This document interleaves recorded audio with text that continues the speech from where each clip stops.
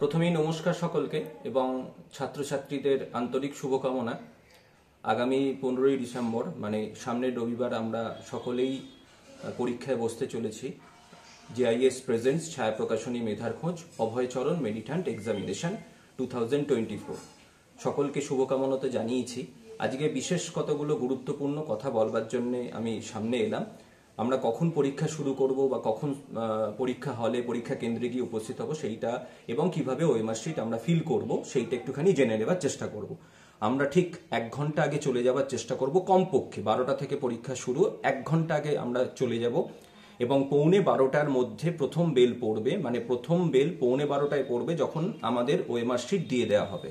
OMR sheet দিয়ে দেবার পর আমরা কি করব বা আমরা পরীক্ষা হলে প্রবেশের সময় কি কি জিনিস থাকবে সেগুলো একটু বলে নিই। পরীক্ষা হলে প্রবেশের সময় আমার হাতে অ্যাডমিট কার্ড থাকবে, এটা একটা ডুপ্লিকেট অ্যাডমিট কার্ড। পরীক্ষা হলে প্রবেশের সময় আমার কাছে শুধু পেন পেন্সিল থাকবে, পেন্সিলটাও কম্পালসারি নয়। ব্লু ইঙ্ক মানে নীল কালির ডট পেন, নীল কালির ডট পেন, আর একটা এক্সট্রা পেন নেওয়া যেতে পারে বা একাধিক পেন নেওয়া যেতে পারে, সেই নিয়ে কোনো ব্যাপার নেই। কোনো ক্যালকুলেটর, কোনো স্মার্টফোন, কোনো ইলেকট্রনিক গ্যাজেট, কোনো রকমের ইলেকট্রনিক্স ওয়াচ, কোনো রকমের কিছু অ্যালাউ কিন্তু নয়। একটা জলের বোতল, একটা অ্যাডমিট কার্ড মানে আমার নিজস্ব অ্যাডমিট কার্ড এবং এই ট্রান্সপারেন্ট শিটটা যেটা এদিক ওদিক দেখা যায় স্বচ্ছ, মানে এই বোর্ডটা, এরকম নিয়ে আমরা পরীক্ষা ঘরে পৌঁছবো। মানে 11:15টার সময় আমাদের ওএমআর শিট দিয়ে দেবে। পরীক্ষা ঘরে যখন পৌঁছবো বা যেখানে পরীক্ষা দেবো আমরা সেই ঘরে যখন পৌঁছবো সেইখানে যাওয়ার পর আমরা নিজের সিট নাম্বার দেখে বসবো। পরে প্রত্যেকের নিজস্ব সিট অ্যালট করা আছে, সেখানে রোল স্টিকার লাগানো থাকবে, সেই অনুযায়ী আমরা কিন্তু বসবো, এটা মাথায় রাখতে হবে। আসুন আমরা এবার তোমরা আসো কিভাবে আমরা ওএমআর শিটটা ফিল করা যায় সেটা দেখে নেবার চেষ্টা করি। এই হচ্ছে আমাদের ওএমআর শিট। আমাদের ওএমআর শিটটা সকলেই আমরা দেখতে পাচ্ছি, আমরা সফট কপিটাও সমস্ত গ্রুপে দিয়ে দেবো। এই হচ্ছে আমাদের ওএমআর শিট। আমরা ওএমআর শিটটা নেওয়ার পর খুব সন্তর্পণে আমরা ফিল আপ করবো, খুব যত্ন সহকারে এবং প্রচণ্ডভাবে আমরা এটাকে মনে করব। পুরো জিনিসটার থেকে আমরা এই জায়গাটাকে বেশি গুরুত্বপূর্ণ জায়গায় আনতে চেষ্টা করব, এইটাকে আমাদের সচেতন থাকতে হবে। আমরা একটা আরবিট্রারি এক্সাম্পল নেবার চেষ্টা করি, জাস্ট আমরা একটা কনসিডার করছি একটা যে কোনো এক্সাম্পল। আমরা ধরে নিচ্ছি আমি আপাতত এটা পেন্সিলে ফিল করছি, এটা কিন্তু পেনে ফিল করার কথা। আচ্ছা, আমরা কোনো রকম ডিসপিউট তৈরি হতে পারে, আমরা ফিল করছি এখানে। ধরে নিচ্ছি আমার নাম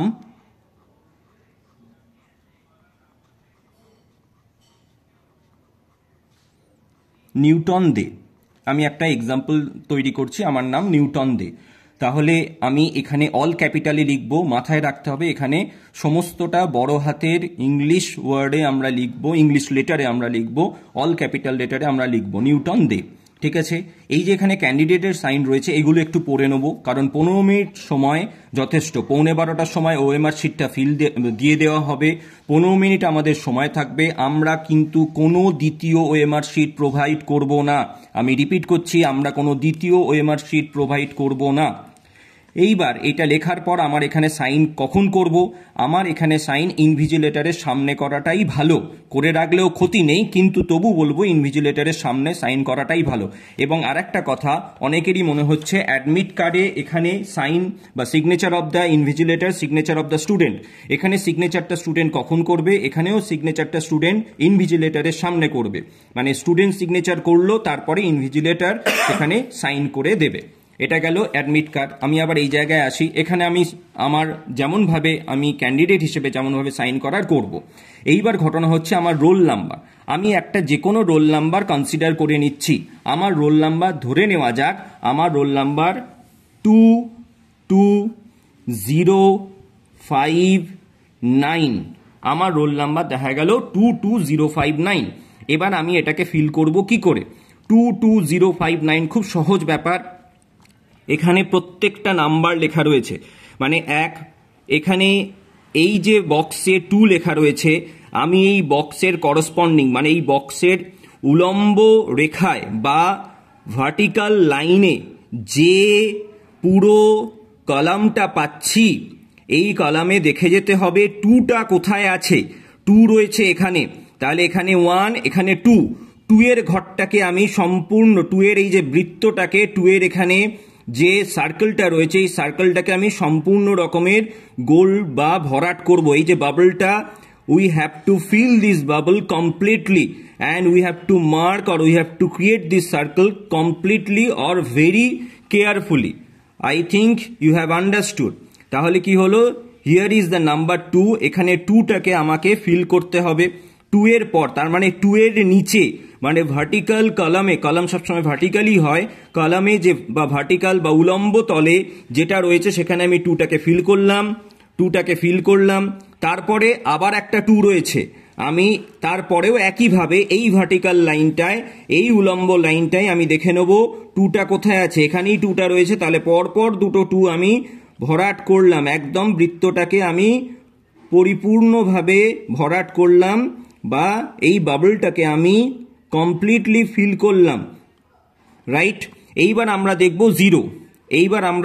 জিরো, জিরোটা কোথায় রয়েছে, ঠিক একইভাবে এর উলম্ব তলে দেখব জিরোটা কোথায় আছে, জিরো এখানে, তার মানে এর উলম্ব তলে 1 2 3 4 5 6 7 8 9 জিরো, তাহলে আমাকে এখানে জিরোটা লিখতে হবে, এই মানে জিরোটা এখানে ভরাট করতে হবে, জিরোটা এখানে ভরাট হয়ে গেল, জিরোটা এখানে এইভাবে আমরা ভরাট করব, পুরোটা ভরাট হয়ে যাবার পর আমাদের জিনিসটা ঠিক হবে। তারপরে আছে 5, এইবার আমরা দেখব 5 কোথায় আছে, 1 2 3 4 5, এখানে হচ্ছে 5, তাহলে এইটাকে আমরা ভরাট করব, তার মানে হলো আমি আপাতত 4টে ঘর ভরাট করলাম, আমাদের রোল নাম্বারটা 5 ডিজিট রোল নাম্বার বা 5 সংখ্যার রোল নাম্বার, 5 সংখ্যা ভরাট হবার পর আমাদের রোল নাম্বার লেখার কাজটা কমপ্লিট হবে। এবার হচ্ছে 9, এবার আমরা দেখে নিই 1 2 3 4 5 6 7 8 9, আমরা এটাকেও ঠিকঠাকভাবে ভরাট করব। আর একটা কথা মনে হতে পারে তোমাদের যে এখানে কিছু কিছু জায়গা তো ফাঁক থেকে যাচ্ছে, আসলে ভরাট করবার যে সময়টা দরকার বা যে ধৈর্যটা দরকার সেটা হয়তো এই মুহূর্তে আমার নেই, যেহেতু ভিডিওটা একটা কম সময়ের মধ্যে আমাকে করতে হবে, এটা মাথায় রয়েছে। যাই হোক, এইটা হচ্ছে রোল নাম্বার লেখার পদ্ধতি বা রোল নাম্বারটা লিখলাম, এই হচ্ছে মূল কাজ। এই কাজটা এতক্ষণ আমি তোমাদের সাথে কথা বলতে বলতে যতটুকুনি সময় করলাম তোমাদের হয়তো তার থেকেও কম সময় লাগবে, কারণ আমি বকছি এবং কাজ করছি। তাহলে এইটুকুনিতে যেন সব থেকে আমরা বেশি নজর দিই। এরপরে হচ্ছে বেঙ্গলি, হিন্দি। আর একটা কথা বলে রাখা ভালো, প্রত্যেকেই বাংলা মানে চয়েসটা এরকম ভাবে হতে পারে Bengali English or Bengali English or Hindi English, মানে সাবজেক্ট কম্বিনেশনটা বা আমাদের কোয়েশ্চেন পেপারে 9টা বিষয় থাকবে, তার মধ্যে 2টো বিষয়ের যে কোনো একটাকে চয়েস করতে হবে, বেঙ্গলি ইংলিশ অথবা হিন্দি ইংলিশ। বেঙ্গলি ইংলিশের পর physics, chemistry, maths, biology, history, geography এইভাবে আছে, আবার হিন্দি ইংলিশের পর ফিজিক্স, কেমিস্ট্রি, ম্যাথস, বায়োলজি একই রকম ভাবে একই ক্রমান্বয়ে রয়েছে।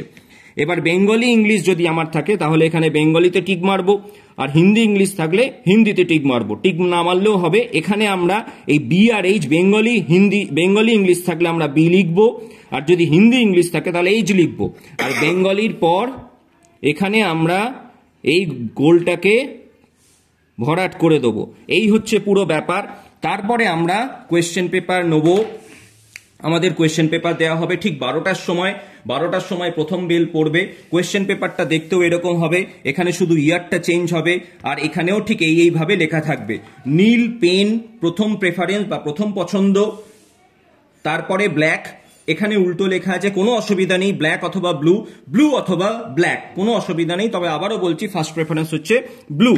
আচ্ছা, এখানে আমি নিউটন নাম লিখেছি, এখানে ধরে নিচ্ছি আমার নাম XYZ, আমার রোল নাম্বার এখানে ধরে নিচ্ছি, মানে যেটা আছে সেটাই লিখবো, এখানে যেহেতু লেখাটা রয়েছে আমি আর দ্বিতীয়বার দেখালাম না।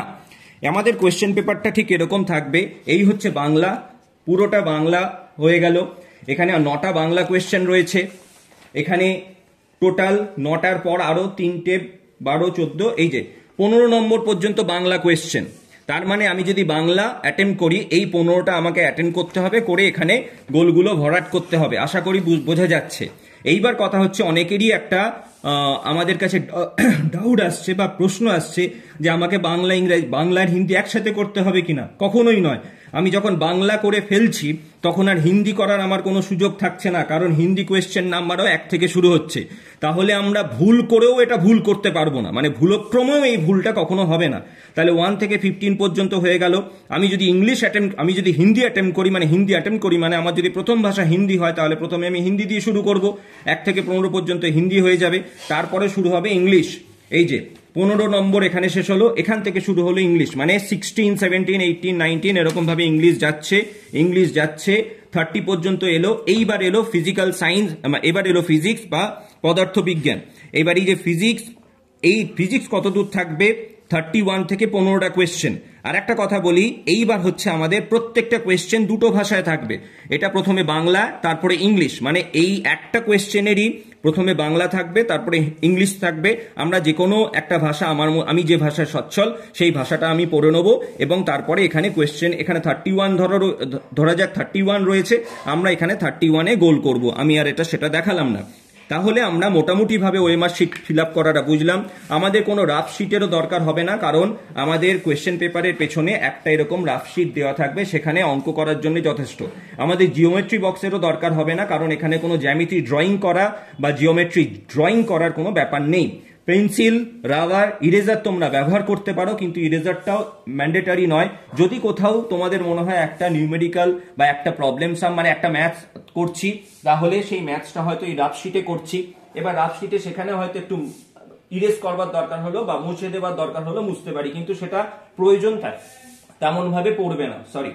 তো এই হচ্ছে পুরো কোয়েশ্চেন পেপার ওএমআর শিট। আশা করি আমরা বোঝাতে পারলাম। প্রথম বেল পড়বে 11:15টায়, যখন ওএমআর শিটটা দিয়ে দেওয়া হবে। দ্বিতীয় বেল পড়বে 12টার সময়, যখন কোয়েশ্চেন পেপার পাবে। 1টার সময় প্রথম ঘন্টা অতিবাহিত হলো বা ফার্স্ট আওয়ার কমপ্লিট হলো, তার বেল পড়বে। 1:45টার সময় ওয়ার্নিং বেল পড়বে, বা আমাদেরকে ওয়ার্নিং দেওয়া হবে যে এবার পরীক্ষা শেষ হবার সময়। আর 2টোর সময় পরীক্ষা ওভার হবার বেল পড়বে, মানে পরীক্ষা শেষ হয়ে যাবে। আশা করি সবাইকে আমরা বোঝাতে পারলাম। সবাই আমাদের সাথে কোঅপারেট করবে। যারা যেখানে পরীক্ষা দিচ্ছ সবার ভালো হবে আশা করি। সবার শুভকামনা রইল। এবং সবথেকে বড় কথা, যে কোথাও কোনো অসুবিধা আশা করি হবে না, হলে নিশ্চয়ই আমরা সেটাকে ওভারকাম করার চেষ্টা করব। এবং আর একটা কথা বলি, যে যদি কোথাও মনে হয় যে কিছু সমস্যা হচ্ছে, ইনভিজিলেটরের সঙ্গে কথা বলবে। তোমাদের কাছে অ্যাটেন্ডেন্স শিট যাবে, অ্যাটেন্ডেন্স শিটে সেখানে সাইন করবে। আমি অ্যাটেন্ডেন্স শিটটা এখানে দেখাতে পাচ্ছি না, সেখানে ছবি এবং তোমার নাম, স্পেলিং, সেগুলো দেখে তোমরা ক্যান্ডিডেটরা সেখানে সাইন করবে।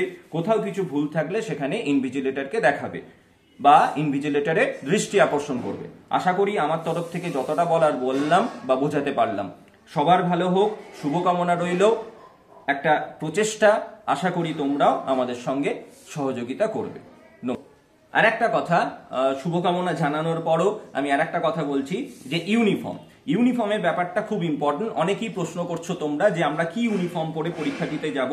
যেহেতু স্কুলের নাম এখানে জড়িয়ে রয়েছে আমাদের অ্যাডমিট কার্ডে, স্কুলের ইউনিফর্ম পরা বা স্কুলের পোশাক পরাটা বাধ্যতামূলক নয়, কিন্তু শোভনীয়। অবশ্যই সেটা আমাদের জন্য একটা শিষ্টাচার এবং সেটা শোভন সুন্দর লাগবে। সুতরাং স্কুলের ইউনিফর্ম পরাটা ম্যান্ডেটারি না হলেও পরে এলে সেটা আমাদের জন্য ভালো লাগবে। আশা করি বোঝাতে পারলাম। এবার আমরা বিদায় নিচ্ছি।